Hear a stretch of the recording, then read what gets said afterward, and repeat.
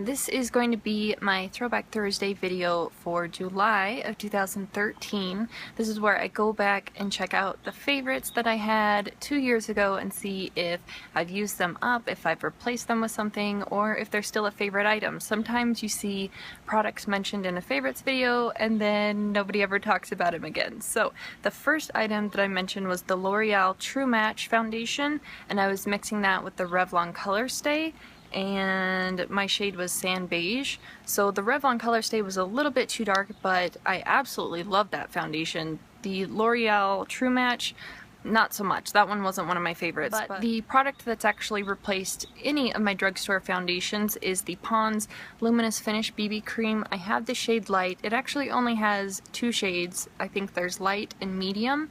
And the light one fits me perfectly. I'm about an NW10, NW15 from MAC, just for reference, but this has replaced pretty much everything drugstore and high-end between my foundations, BB creams, tinted moisturizers, all of that. So this is a really nice product. It has been discontinued, so you might have to search around at like Big Lots or something to see if you can locate it, but if you do, snag it up because it's really nice. The next product that I talked about was the MAC Mineralized Skin Finish Natural and the shade Medium.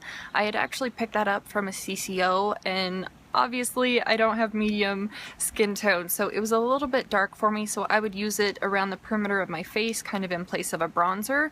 But currently I have the Mineralized Skin Finish Natural in Light Plus, and this one matches pretty well. I think during the winter time I could do with the shade Light, but Light Plus is just a little bit darker, a little bit more yellow, so it blends well with my skin. At the moment, I really love this powder. It's probably my all-time favorite Holy Grail powder, to be honest. I haven't really found anything that is quite as finely milled as this powder. It just goes on the skin and blends in beautifully. It's not cakey or thick on the skin at all, so really love this product. I just wish it was a little bit cheaper. Then I was talking about the Too Faced Milk Chocolate Soleil Bronzer. I've since used that one up, and I have 2 bronzers that are my favorite at the moment, and I can't really distinguish between the 2 of them which one I prefer. I kind of just go in waves. I've used the Tarte Park Avenue Princess bronzer for longer. Let me show you what that one looks like.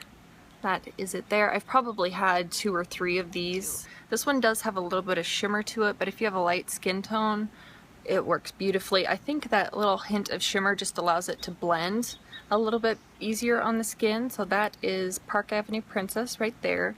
The other bronzer that I was talking about is the NARS Laguna bronzer, and this is actually a new product to my collection within the past, I don't know, 10 months or so.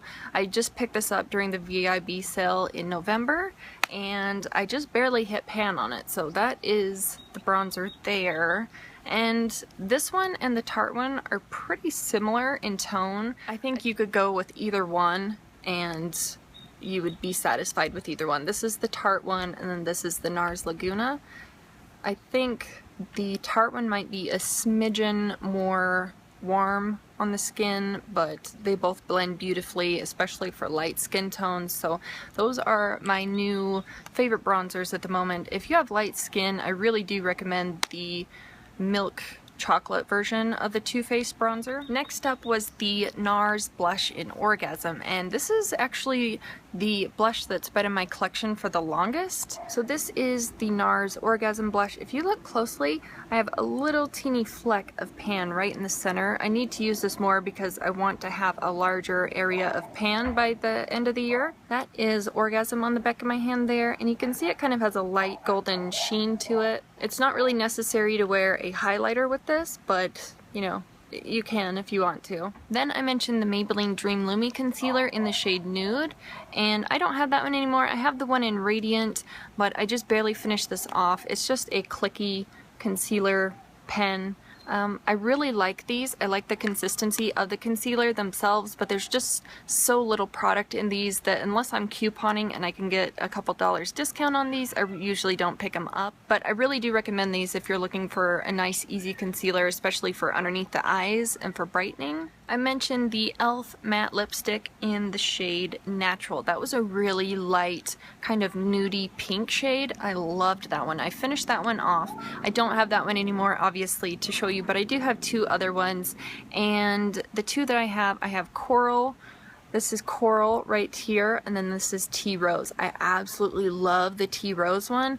Coral, it's nice, but, you know, I just prefer the Tea Rose. It has a little bit of that kind of cooler lavender lilac shade to it. It looks beautiful as a transition shade for your lips between the summer and the fall time. I love wearing this in the fall. So these lipsticks wear really well on the lips. That is it there. They kind of remind me of the Buxom lipsticks that come in a similar form like this, but these are $3 and the Buxom ones are almost $20. A little tidbit of information that you may not have known. This is also on the Buxom ones, but if you pull off the end cap at the bottom, there's actually a sharpener down here that you can sharpen the tip of your lipstick so it always stays sharp. So really love these, and for $3 it's a great steal. I did notice that they just put out a couple new darker shades recently within the past couple months, so if you're in the market for that, definitely check out these lipsticks. You can find these at Walmart, Target, even the e.l.f. website. I think it's eyeslipsface.com. I really love these and I love the formula. The Maybelline Lash Discovery Mascara was next up on my list. I've since used that up, and the mascara that's kind of replaced that one is my Clinique Bottom Lash Mascara. The Maybelline Lash Discovery is a really thin wand. It's about that long, and you can get right up close to your bottom lashes and get every last one of them. I think it's about $6 or $7 now at the drugstore, which is kind of pricey for me because before I think it used to be around $5 2 years ago. This Clinique one, it has a little bit of a smaller wand on it, but it's about the same, you know, it's the same idea. It's about the size of my pinky nail. It's really teeny tiny, but it allows you to get right up close to your bottom lashes and get every last little eyelash up there. This is $10, so I think for $3 more, I think I would prefer to use this one instead of the Maybelline one since they've raised the price. Next up is one of my all-time favorite MAC eyeshadows. I had mentioned the MAC Shadow in Texture. That is it right there. On the MAC website, it's described as a peachy brown with shimmer, and it is a velvet texture. I really like this for wearing in the crease area and smudging out underneath the bottom lash line. Absolutely love this. It's very buttery, it's smooth, and it blends really well. There is a swatch of texture on the back of my hand. I really love this product. It's beautiful. Like I said, it's one of my probably top 4 favorite MAC eyeshadows. Then I mentioned the Maybelline Baby Lips in the shade or flavor Pink Wink. That was a limited edition shade. It kind of had this bubblegum, like the Big Chew, Big League bubblegum. I don't know if you remember that from being a kid, or the Hubba Bubba fragrance that bubblegum has. That's exactly what it smelled like. I don't have that one anymore, obviously, since I finished it up, but I do have this one. It's quite similar. It's a really light, kind of pinky shade. This one has a little bit more of a lavender tone to it than the Pink Wink shade did. This one's in Oh Orchid.